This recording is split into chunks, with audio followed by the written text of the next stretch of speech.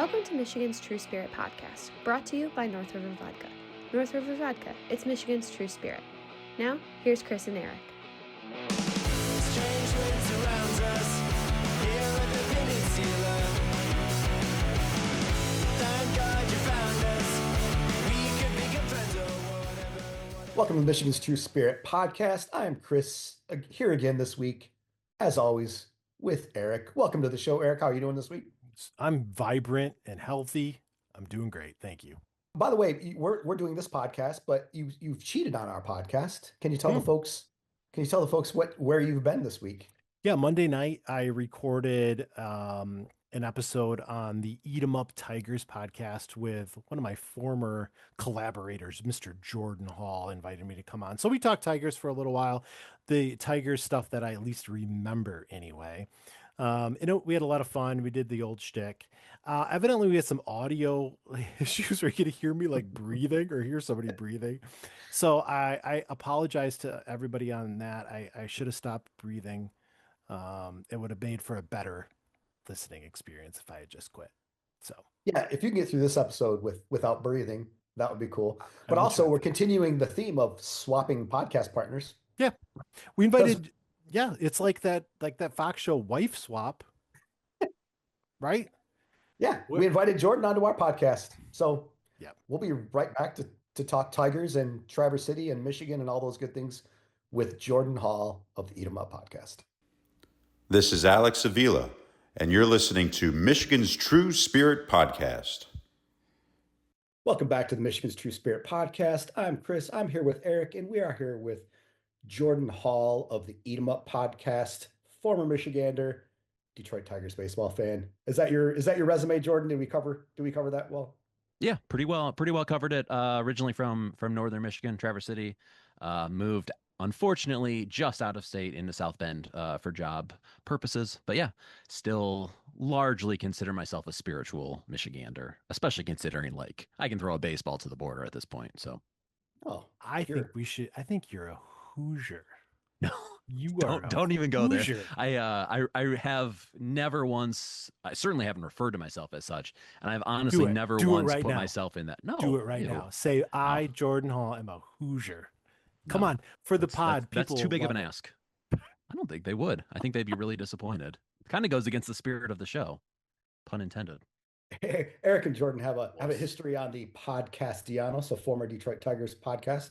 And now Jordan does the Eat 'em Up podcast. I occasionally would crash the Podcastellanos when you guys couldn't find anybody else to fill the second slot. So thanks for having me on occasionally. Before we get started on Tigers in Michigan and talk and all that, though, we should briefly go around the circle, around the horn, so to speak, and talk about what we're drinking real quick. So Jordan, we'll start with you. What do you got? What do you got in front of you tonight? I got baby formula in here tonight. That's a weird thing to drink. It is, but it's a cold, wet Wednesday night. What goes better with that than baby formula? Oh my gosh. Nothing warms the heart like, synthetic milk. Inside jokes for 1,000, Alex. Eric, what are you drinking? I'm drinking one of my standbys, a Boulevardier, which is bourbon, and it is sweet vermouth. And I'm going with Aperol instead of the more traditional Campari, but it is a boozy bourbon drink. I love vodka. I love bourbon. So I'm drinking a bourbon drink tonight. Sorry.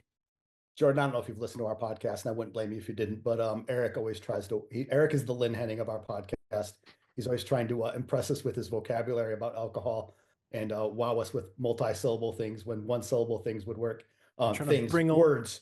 Another word for things is words. Bringing a little class around here. My bad. Speaking of class, Eric, I made this drink just for you. I made a stop at several stores to pull this off. Okay. But due to your hatred of matcha that you mentioned last week. Oh God, I hate matcha. I'm going to call this dang it, I had a name for it. That looks like barf. A MOSSY River. It's a MOSSY River is what we're going to call it.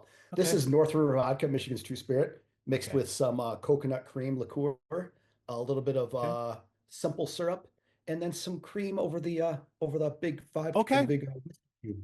I've not tried this yet, so I'm going to sit this down and I'm going to drink it while we start talking. But Eric hates matcha, and That's why I made it. I got to tell you, Chris, yours looks a lot cooler than Eric's. Eric's looks, I want to say pretentious. Is that the word I'm looking for here? A little snooty. That's A what little I'm. snooty. Yeah. Yeah. This is delicious. This is absolutely delicious. I'm not going to lie. Does So it?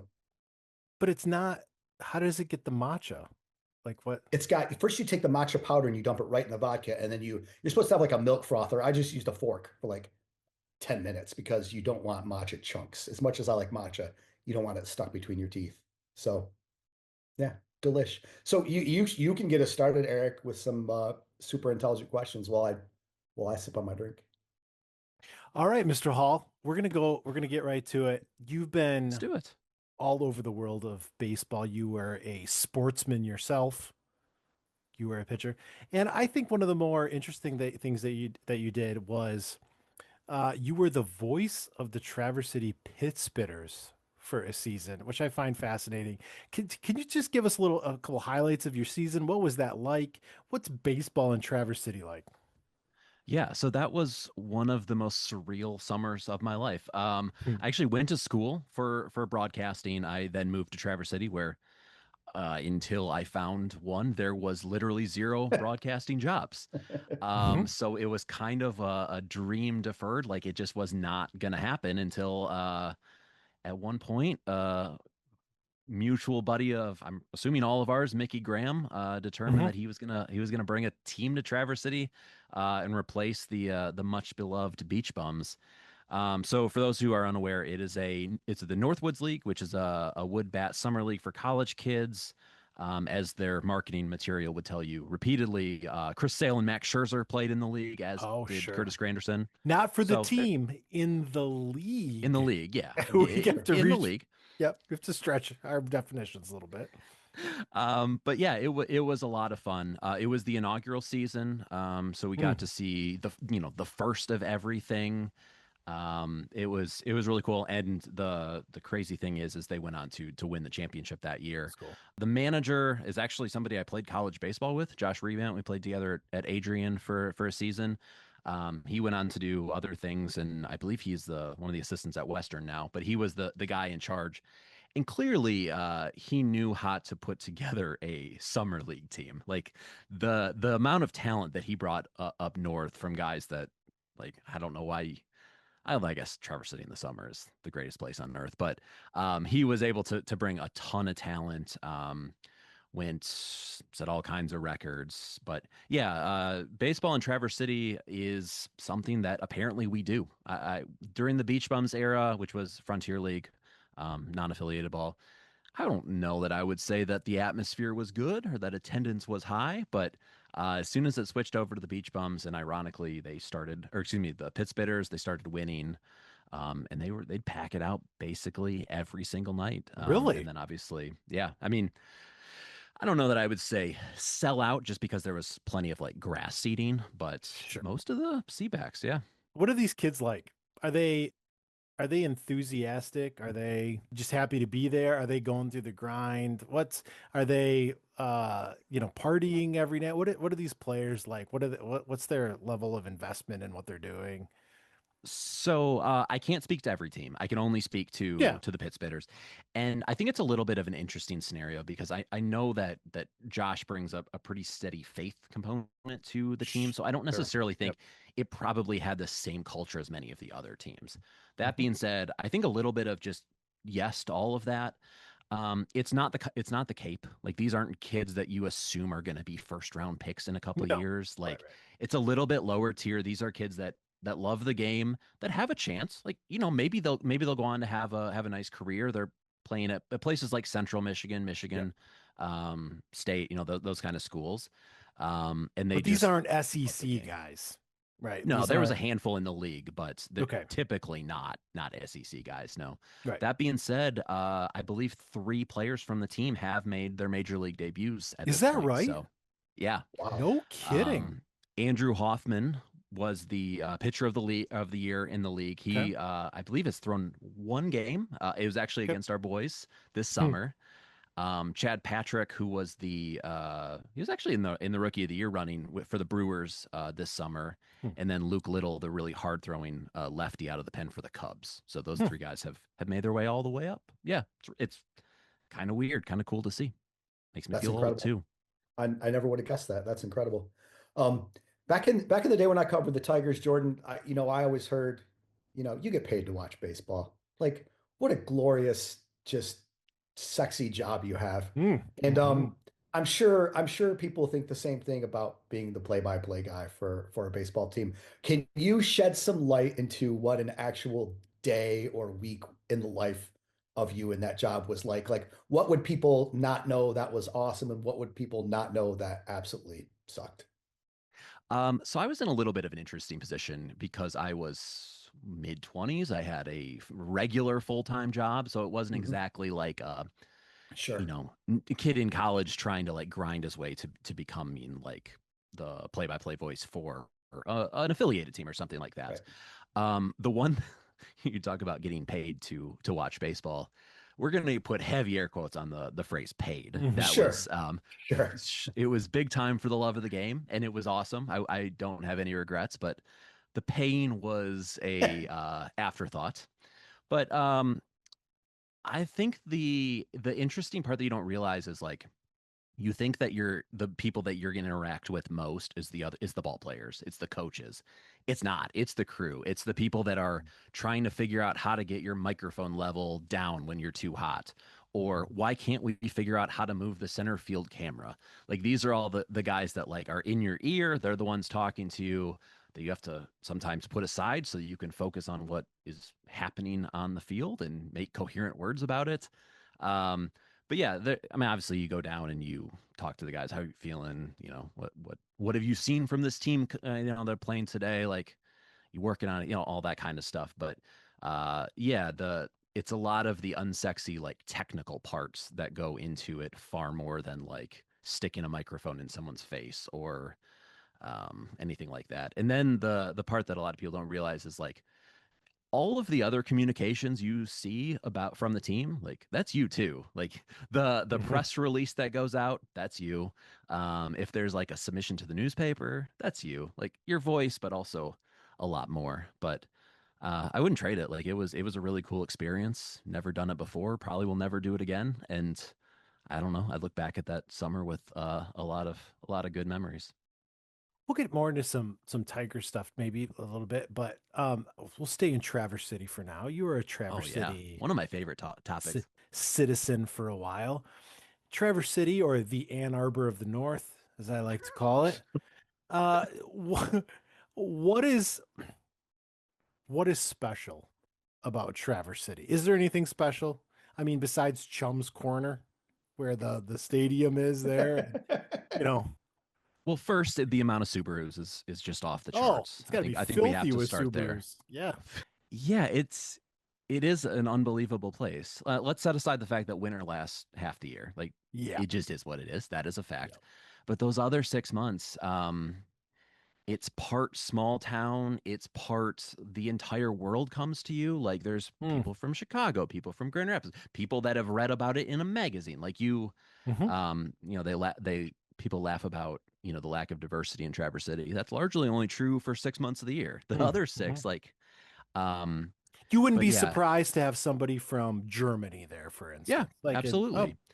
And I worked in essentially tourism for most of my yeah. time up there, so I was maybe a little bit more exposed to the breadth of people who are Hmm. coming in than most. But and then you just pair that with the, in my opinion, unparalleled beauty. Like it's not like obviously the bay is amazing in Traverse City, but just the entire area in what would that be, Northwest Lower Michigan is just outrageous. Like there is nowhere like the dunes. There is Yeah. nowhere like Glen Yeah. Haven. There's nowhere like Glen Arbor.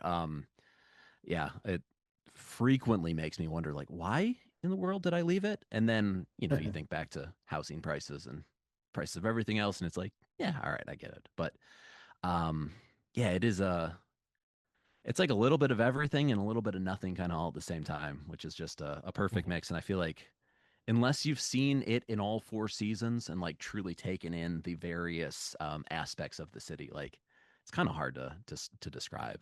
Do you get back very often? And if you do, or even if you don't, like, what's your one must? What do you have a go-to place you have to eat or get a drink or stop by or something? Like, what do you love doing up there when you get back? So I purposefully kept my doctor up in Traverse City. So every year I got to Very go up to get a nice. physical. It usually turns into a weekend. We usually try to do it on my wife works in a school on her fall break. So it's usually the weather's turning, but it's not quite winter yet. But our go-to thing is Charles and Reed Pizza, which is Hmm. like one block off of the main downtown. It is unbelievable. It's Detroit style pizza. Wow. And then for coffee, Mundo's. That's they people we actually went to church with before we moved. I don't really know them, but knew they had the coffee place. But there's, I don't know, 3 or 4 locations in town, and considering the dearth of really good coffee in South Bend, a place of far more people, anytime we have the chance to go up and get a real cup of coffee up there, we definitely take the chance. That's very cool. You know, Jordan, you've left the upper climate of Traverse City and you've had all the way to the Golden Dome of South Bend, Indiana. South is right in the name. Yep, for sure. It's right in the name. It's practically tropical, I assume. The beam of golden light from that dome warms the Yeah. cockles of your heart, I'm sure. For sure. Yeah, for Yeah. sure. So you are generally in the same industry as Mr. Chris, and that is the world of social media. So this is actually a question for both of you, and it mimics Chris's question. Tell me about the, the pimping of things via social media. What parts are good and what parts stink? I'm Chris, do you assuming wanna all your clients are great, I assume. Yes, all our clients are great. That's right. Yep. I'm not the best person to talk to about this. I wouldn't say that in my soul, like ROAS is like a big driver for me. Dude, you gotta fake it. Gotta fake it. This is the first time I'm admitting it, so you guys are getting the scoop. Break the story. This is therapy. It's fine. It's not a I don't know that I would necessarily say it's not a passion. It's a, I don't know. I'm not the most capitalist forward guy. I think a lot Okay. of my friends would tell me. It is it's a means to an end, and B, it keeps a lot of good people in a lot of interesting good businesses in Okay. jobs. Yeah.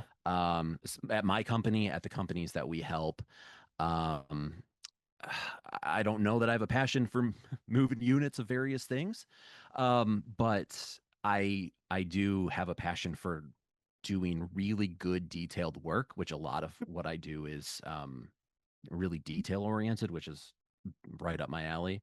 But yeah, I'm not going to say it's not a balance.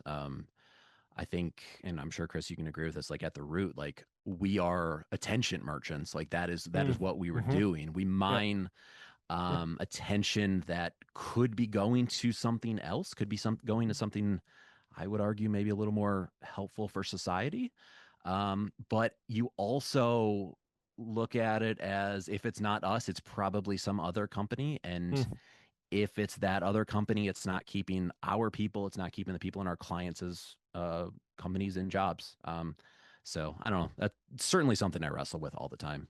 I'm interested to hear the Chris's wisdom on this topic too. I hate to butt in because I'm not the guest on this episode, but very briefly, I am passionate about the life that my job allows me to live. I do not work for an agency. Similar. I do not have employees. I've been a boss before, and it's being a boss is hard work if you do it well. Um, I work I work from home 95% of the time. I work when I want. Like sometimes I'm working at midnight on a Saturday night because that's when I have time and that's when my very short attention span allows me to handle it. Like I take my job in little bites because I can't focus on big bites. Um, and like you said, and I have some clients that I love all my clients. That's what that's what we're agreeing on, right? Love all my clients. Of course. I've Told you that. weirdly like kind of swayed into I never wanted like a niche, but I like and am increasingly working with farms. And I grew up on a farm. Like they have I have a place in my heart for farmers and what they do. And I think it's really important that we educate the world on what farmers do, what good they are doing, because they are doing good as far as like maintaining the land and the water and the environment and getting that message out there. And the side effect of that message is we educate, we make friends, and then we explain the issues that challenge farmers to people once we get their attention. So yeah, I dig a lot of my clients, and I love my life. So yeah. Yeah, and I completely agree. It is a different lifestyle than like I typically go into work at 7. I'm done at 3. Um, Obviously, if there's a meeting or something, you have to adjust, but yeah, it gives you a little bit of freedom to work asynchronously, whereas a lot of places it's 9 to 5:30 or whatever, just every day. And yeah, it does open up a whole world of creativity. And like you say, there are clients that like I'm really behind the mission. Like we have Yeah. a couple nonprofits, and not surprisingly, Yeah. those ones are easier to get the juices flowing. Like I don't know, however you want to describe it, than Sure.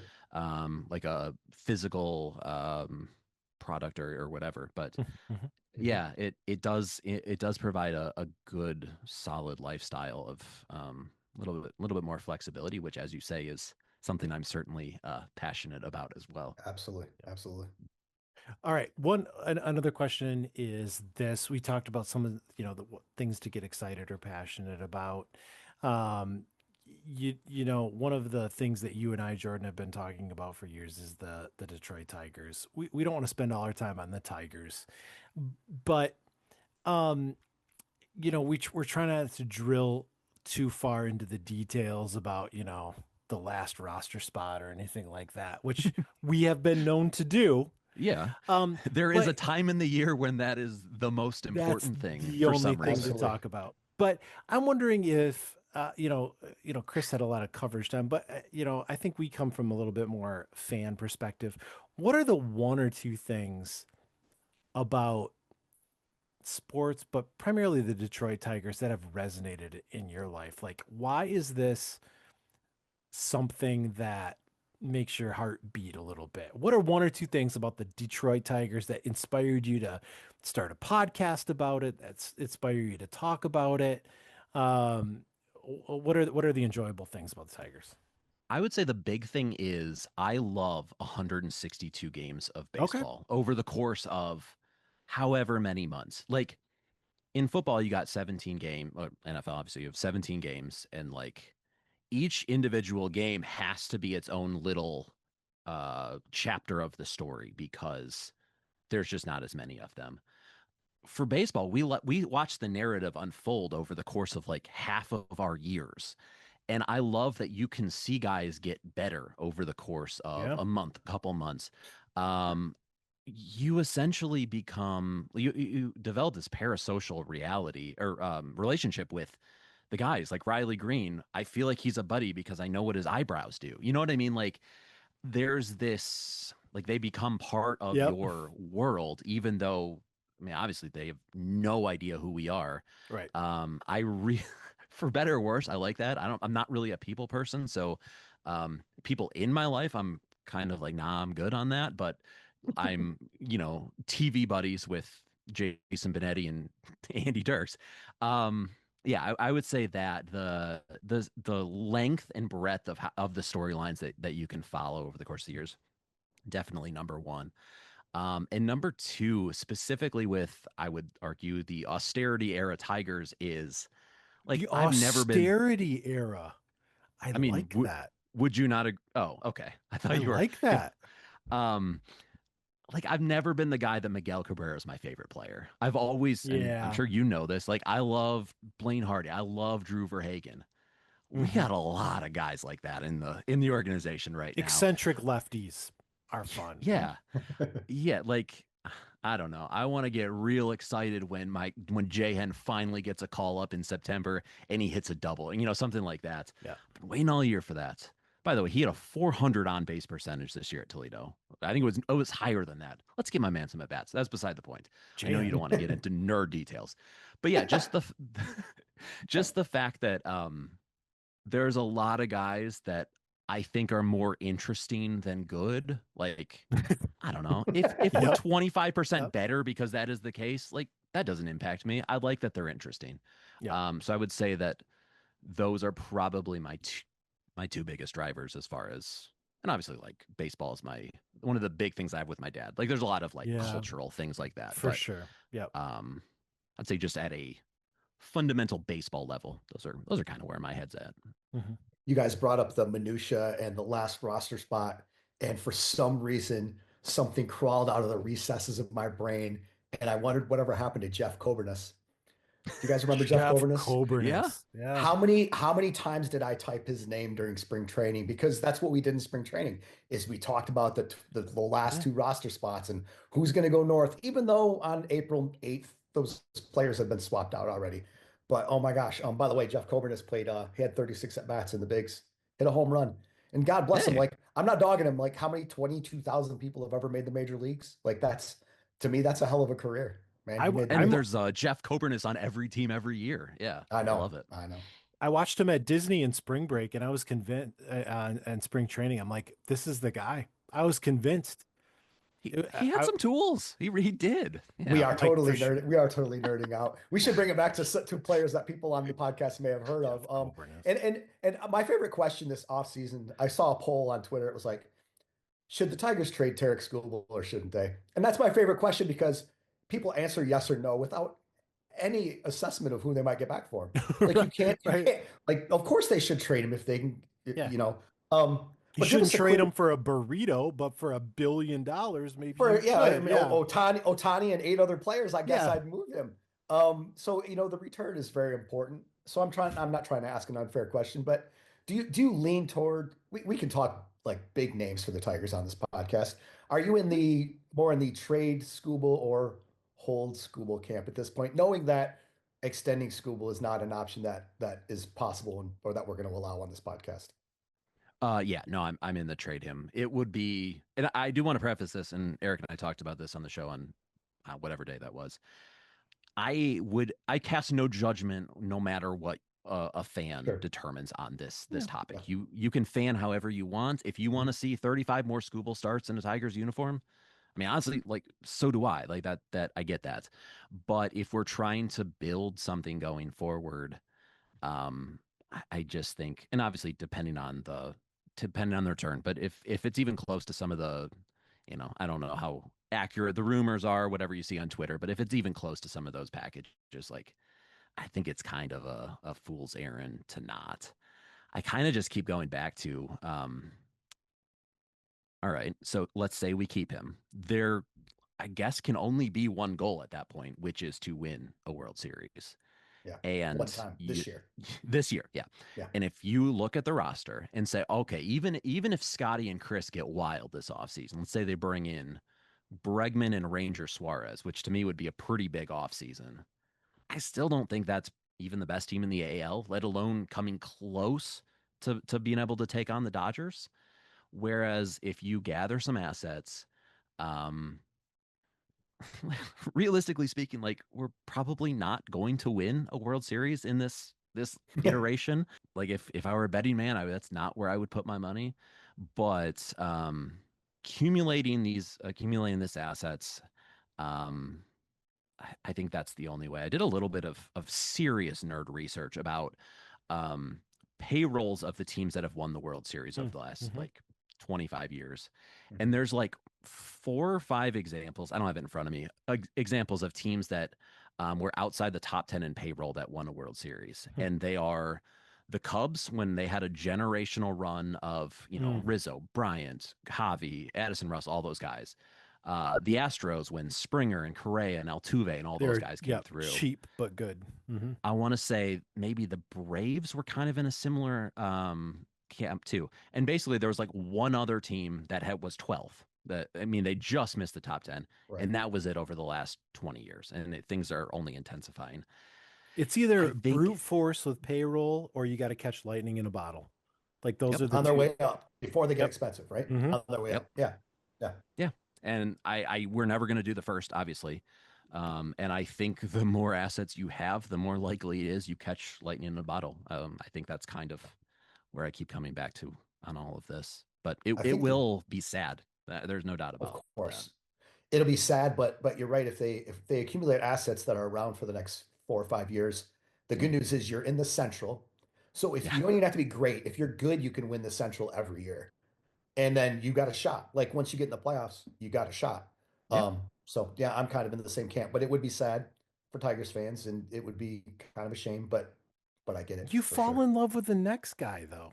Like Yeah. JV went away and that was really sad. And people still love JV, but people fell in love with Scooble and they'll fall in Before love that, with we the fell next in love guy. with Daniel Norris. Let's not get hasty and jumping all the way to Scoops. All right, let's clarify. You Wow. fell in love with Daniel Norris. That's It a was hell of a, not just me. Let's pump the brakes there. the JV to Norris to Tarek Scuba relay has Yeah. a weak middle leg. Nothing against Daniel Norris. I'm not Norris sure is They call that a hammock. Yeah. he's an attractive man, you know, Yeah. with the van and stuff. Yeah, I He get is a it. sustainable liver. He is. He is, yes. we don't talk about sustainable livers on a vodka podcast. Speaking of which, we have to remember Wow. drink if you're not going to drink responsibly, please don't Sustain drink at all. that We have to liver. say Yes. Thank sustain you. that liver Sustain and drink it, yep. responsibly. We have to say it once an episode, so this is a good time as any. My new band I'm forming, the Sustainable Livers. Liver. What kind of music do you play? You know, it's Ska? no, it's easy listening. You know, you don't want anything too exciting for that liver. You It's- don't want to get the bile going, you know. It's happy. Yeah. It's upbeat punk. It's happy punk. Thank you so much, Jordan, for coming on and letting us chat with you. Appreciate it. I'm kind of hijacking the segments here, but I believe in honor of our work with the Podcastellanos, I believe we're doing power rankings, are we not? Let's go.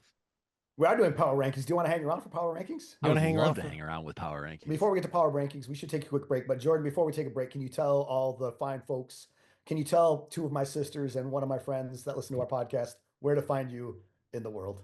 Yeah, I'm on Twitter and very much less so Instagram at hosted by Jay Hall. And if you want to listen to two baseball nerds yuck it up about the Tigers, the Eat 'em Up podcast on Apple, Spotify, wherever you would want to download a podcast, you will not hear a bunch of stats, despite me rambling about Jay Henn's OBP at Toledo this year. It's not usually like that. Just a couple guys who want to have fun watching baseball. But yeah, that's where I'm at. Very cool. Awesome. Thanks, Jordan. We'll be right back. You're listening to the Michigan's True Spirit podcast. North River Vodka. It's Michigan's True Spirit. Hello, everybody. Welcome back to the Michigan's True Spirit podcast. Thanks for hanging through the break with us and hanging out. We are here with Mr. Chris Hyatt and Mr. Jordan Hall, our special guest. And Jordan's decided to hang around through a throwback. We're skipping, we're bypassing my, which is a fan favorite segment, to go to one of the throwback segments, and that is power rankings. Power rankings is a stupid shtick I would always do on the Podcastellanos, where I rank things, the top 7 and the bottom 3, whatever it is. And if you're Always the most controversial part of the show, every single week, that's what people had something to say about. controversial, but undeniably correct at every Of course, turn. obviously. Absolutely. So here on the Michigan True Spirit podcast, we often we have a segment where we look at fake band names and we have a little bit of fun with that. So in a juxtaposition, in an amalgamation of both Oh the my gosh. podcasts, I have Combination developed the power rankings of fictional bands or musical acts from media. You know, Oh, TVs, movies, there's a number of fictional bands, and I'm going to rank for you without any fee or additional surcharge the fictional bands in the world. All right. In the world of make-believe. Are you ready? All right. Couldn't be more ready. I Starting don't at need any more number explanation. starting at number 7, we have the Soggy Bottom Boys from the movie Oh Brother, Where Art Thou? I actually knew that. I knew that's where they were from. I've never watched the movie, but Soggy. Okay, little more caveat. We're going for both the name of the act, which has to be kind of fun and clever, and just kind of the premise overall.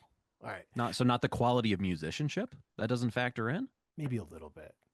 You know, Okay. 21% of that. Okay. It's the like so- plating on a food show. It's like you Yeah, take you it know. into account, but it's not the main thing. Yeah. Okay. No, you got to have that smudge of sauce on the edge of your dish, I think and the it's some sprig. swipe. It's the Yeah. sprig of parsley.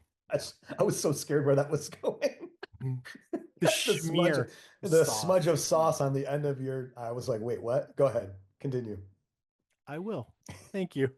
Soggy Bottom Boys from Oh Brother, a man of constant sorrows. Banger.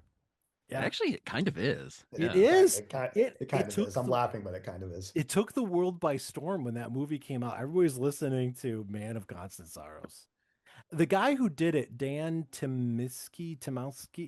Anyway, he also did Hey Brother, which was at Avicii EDM banger, which is remixed. There's so much good stuff, but that's it. Please Soggy digress. Bottom Brothers, boys. Number 6 is from the movie Scott Pilgrim versus the World, which is one of my favorite movies. And I have to pay tribute to the Clash at Demon Head from Scott Pilgrim versus the World. It's one of my favorite movies. I could have went with Sex Bob-omb, which is also a pretty good name, but I forget the name of the actress, but they do Metrics, a cover of a Metric song, which is just Chef's Kiss is my favorite. In my world, metrics means something very different. But Clash at Demon Head from Scott Pilgrim. That's what. I believe you that they're a band too. Yeah. Yeah. That was number 6. What are we up to? Number 5. Number 5. This is a good band name, and it's from the show Lost. Do you remember how the show Lost like captured the America probably 15 years ago now? Everybody wanted to know what was happening on Lost.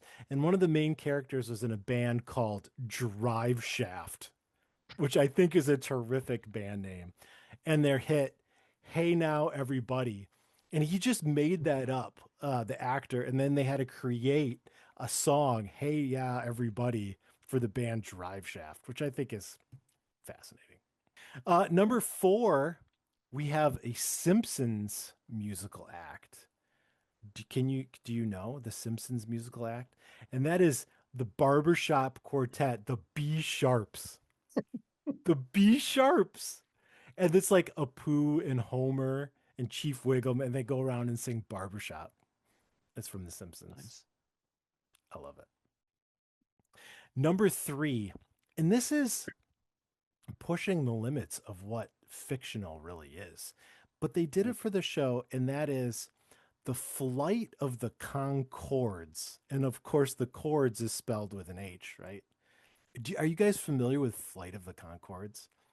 It was an HBO show. Jermaine Clement, who went on to be, the crab in Moana and did a bunch of other stuff. He's very, very famous New Zealander, but it's a fake New Zealand folk band. And Flight of the Conchords on HBO is one of the most delightful things you will ever watch, and it makes me laugh. So Never heard of it. really, I don't have cool taste. evidently not. Evidently not. Flight of the Conchords is so good and so funny. Okay, number 2, and we're getting up there. And this is a great band name. Dr. Teeth and the Electric Mayhem from the Muppets. The Muppets. And there's like Janice with the big mouth and like Dr. Teeth from the Muppets. And this is a great band name. I do. I think you jumped up a pretty substantial amount here in name quality from whatever the last one is to that. Flight of the Conchords is still good. But Dr. Teeth and the Electric Mayhem is good. Are we to number 1? We're all the way up to number 1. Before you name your number 1, what year were you born, Eric? You're going to make a girl tell her age here in public? Yes. I was born in 1980. So I just looked this up, and I'm not gonna lie to you. I thought this segment was a totally different thing. I thought you were power ranking the fake band names that I have given you. I know. Over the I know. course. I told you a curveball. Number 1, and I'm sure it isn't because this show was out when you were 4 years old. And Jordan, you seem even way younger than that, so I'm sure this is before you were He's a born. baby. A young Jason Bateman was on a show called It's Your Move for a very short time. And it was in 1984, and I love the show. And at some point, I'm looking this up. When financial problems affect booking a band for the school dance, Jason Bateman and one of his friends created a fake band. I believe they were made out of skeletons, called the Dregs of Humanity. The Dregs of Humanity. The Dregs of Humanity Pretty should good. be on this list somewhere, but it was you were a young lad. So go ahead. Do we need a drum roll? Can Logan insert some sound effects? This What's is your number where one, I Eric? offer the opportunity to guess, and this one is gettable. What is the best fictional band, rock band in this case, of all time? Milli Vanilli? They are fictional, but no. Blame it on the rain, but no. I don't think I can even come up with one. When I let alone a say it, guess. you will agree. The best fictional band of all time is Spinal Tap. I was trying to come up with the name. That was what I was going to guess, and the name was not getting to me Spinal yet. Tap. There's not only is the movie, it still holds up. It's still funny. It introduced an entire genre of like fake documentary, look at the camera, improv kind of comedy. You would not have The Office. You would not have Parks and Rec if it were not for Spinal Tap. Like it's just a big cultural footprint. And also the name is awesome. Spine, like you go to the doctor, you get a spinal tap, but it's so metal. I love Spinal Tap. That's the number one fake fictional band of all time. I can't offer any commentary on the new one or what it is, but the original Spinal Tap still works. I for sure know, but maybe for the audience, you let them know. What is that from? Spinal Tap. That was This is Spinal Tap is the name Is of that a show or a movie? It's a movie. Movies are too long for you, Jordan. I know this, but it is from a movie, a motion picture. All right. I'm not surprised. checked out. I'm not surprised, Jordan, that this was well before your time. But this It's is like going to stun Eric, as somebody who's substantially older than Eric and as a music lover. I've never seen Spinal Tap. Never. I don't have the attention span for movies either. So, do you have a bottom three, or are we just doing bottoms? some? Oh yeah, really? always You have a bottom bottom three too. All right, fire away. All right. Let's roll. Third from the bottom, I have the Blues Brothers. You know, from the movie, I never really understood it with the suits and the sunglasses. I mean, they inspired a whole chain of musical venues, like the House of Blues. Isn't that like all about the Blues Brothers? Like I never. It is. Yeah, I think so. I never thought it was just like the genre of the blues. Yeah, I thought which it was is a just pretty about blues, established but- thing. Yeah, but could be yours. I don't know. People always talk about, sunglasses and You make the rules on this podcast. You say Yeah. what you want. Yeah. If you don't want it to come from the Blues Brothers, knock yourself out, man. I don't like the Blues Brothers. I don't get it.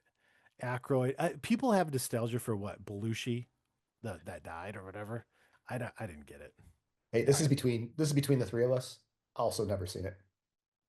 You can't just Never say seen that. Blues Brothers. All right. Never seen it. Basic being named. Here's too, something being that's honest. more up your alley, Chris, that maybe you'll know, and that is a Full House reference. Remember Full House? I do remember Full House. Go ahead. Third from the worst. Or Why is second- that up my alley? What the heck? That was what I was wondering too. Seems soft. You TGI guy. We have Uncle Jesse and the Rippers from Full House. That's not They bad. actually did a cover of some Beach Boys song or whatever. And in preparation for this podcast, I watched part of it, and it is not good. It does not hold up. It is pretty soft. Jesse and the Rippers, pretty good name. Do you think Pat and the Pissers is a tribute to Jesse and the Rippers? I don't think so, Eric. But while we're doing mashups where Full House meets music I actually listen to, are you aware that that Pup has a song called Bloody Mary, Kate, and Ashley? No, I don't. You should listen to it sometime. Carry on. That's second from the worst. Jesse and the Rippers from Full House. The number one worst fictional musical act of all time. When I say it, I think you won't have any questions that I'm undoubtedly correct. Do you have a guess? Milli Vanilli? Elfin and Oh gosh, no. the Chipmunks. The Chipmunks are undoubtedly the worst thing that ever happened to music. Somebody back in the 50s figured out you could speed up a record and it sounded like a little gerbil. And they decided to develop Alvin and the Chipmunks. And we've been subjected to this nonsense for almost a century. I'm guessing. It seems like a century. It does. No sure. points for longevity here. You know, yeah, I want a hula hoop, a plane that loops the loop, Christmas time. Like, why do I have to listen to this nonsense because somebody came up with Alvin and the Chipmunks? I don't want it. It's the worst fictional band name ever. Stupid Chipmunks. That's Power Rankings. Are you glad you stuck around, Jordan? Definitely. Always fun to hear how that brain works. Oh my gosh. Awesome. All right. I guess we're done here, right? Just like riding a bike. I told Lorna every time I come on, I got my spandex on. Yeah. Again tonight? I never take them off. Got to keep them locked and loaded.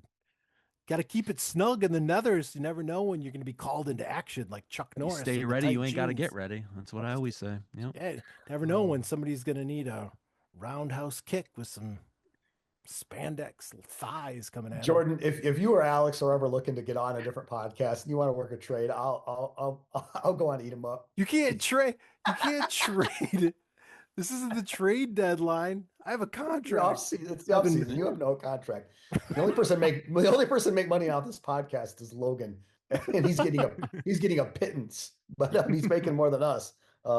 So thanks for coming on, Jordan. Thanks, Jordan. Thanks, Appreciate guys. you. It was fun. Appreciate it. Thanks for All saying right, that. I'll talk to you guys. Thank you. We'll catch you. See you, man. It was fun. All right. Talk to you later. North River Vodka. It's Michigan's true spirit. Now back to Chris and Eric. Welcome back to the Michigan's True Spirit podcast. I am here with Eric. I am Chris. Jordan stuck around for a second segment. I'm not sure he was glad he did or regretted it, but he is gone now. So thanks for coming on, Jordan. But the final segment is, what is the final segment every week, Eric? Rock or Crock?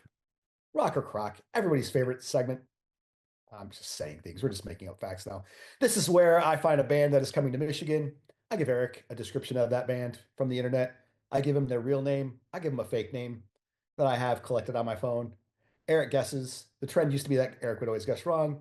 Eric has since solved the puzzle and is guessing correctly and is actually 6-5 in Rock and Crock. And now that he's ahead, I'm going to quit mentioning the idea of having somebody punished for losing Rock or Crock because now I'm behind. Oh, yeah. All of a sudden, it doesn't seem like such a sit good in idea. a Waffle House for 24 hours or stand in Lake Superior till I can't feel my ankles. Like, I'm not doing any of this stuff. We're just not going to bring that up anymore. So, Eric, are you ready to play Rock or Crock? Lay it on me. All right. This band consists of 5 members who released an album in January of this year, despite never writing or recording songs in the same room.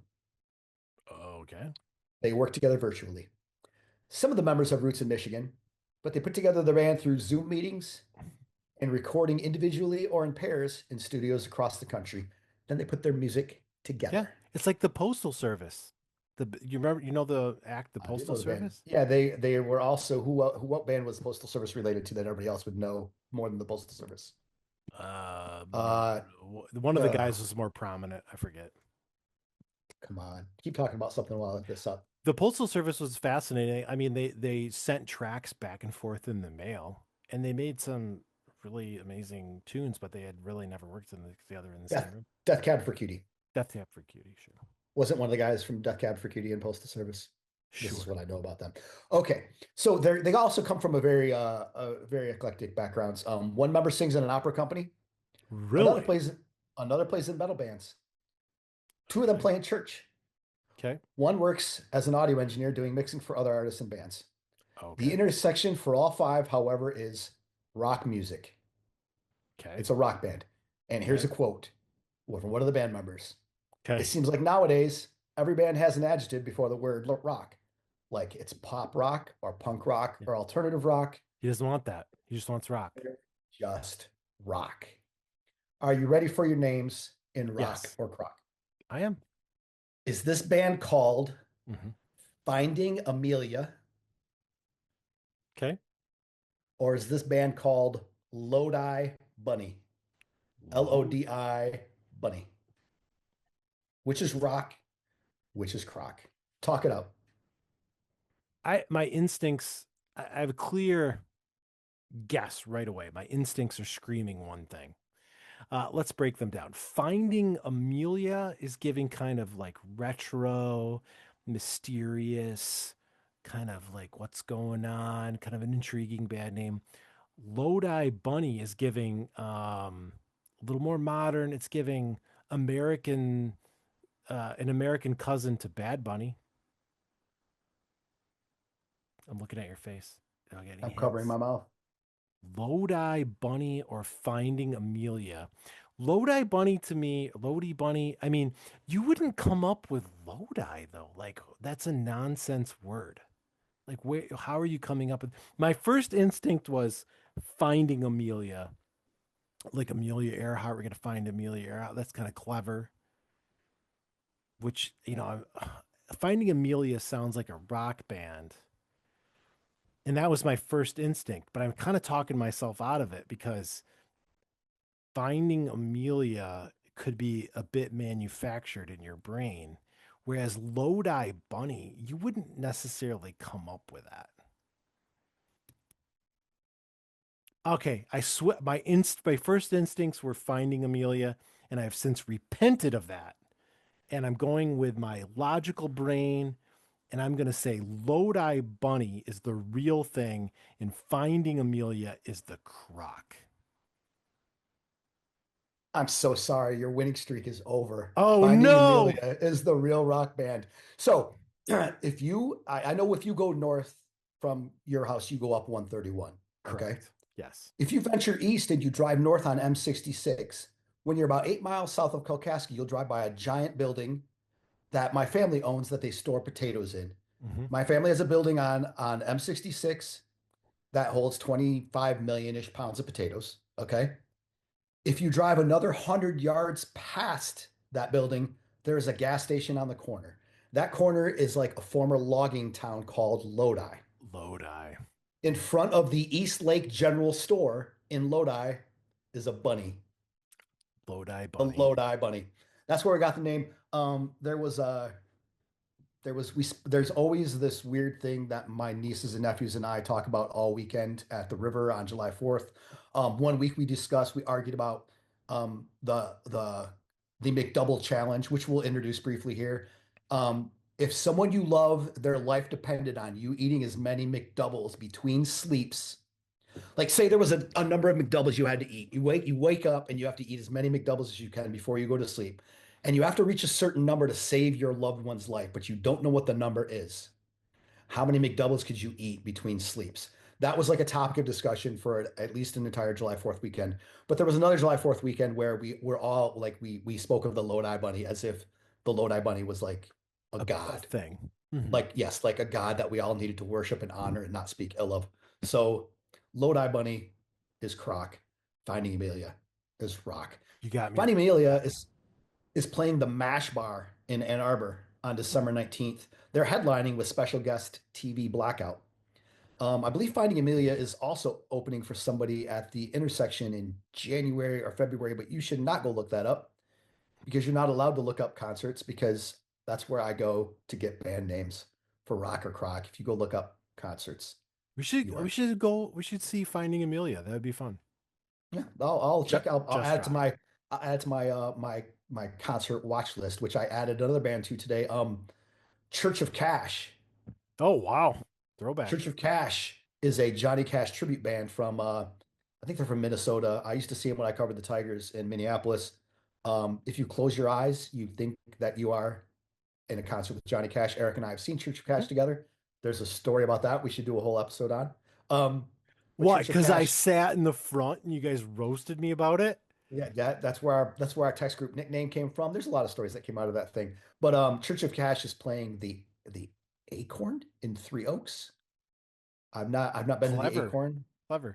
but the Acorn is in Three Oaks in March, I believe, March 20th. So I added a name. I have a spreadsheet with a concert watch list that I keep track of, but I've added Church of Cash. But I will add Finding Amelia and yeah, we'll see if we can work that out. So we're back to 500, 6-6 in Rock or Crock.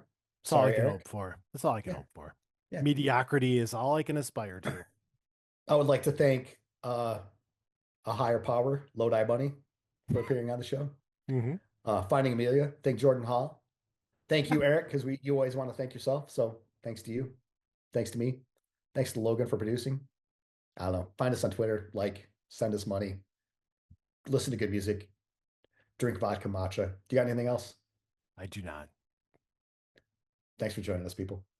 Goodbye. Good night.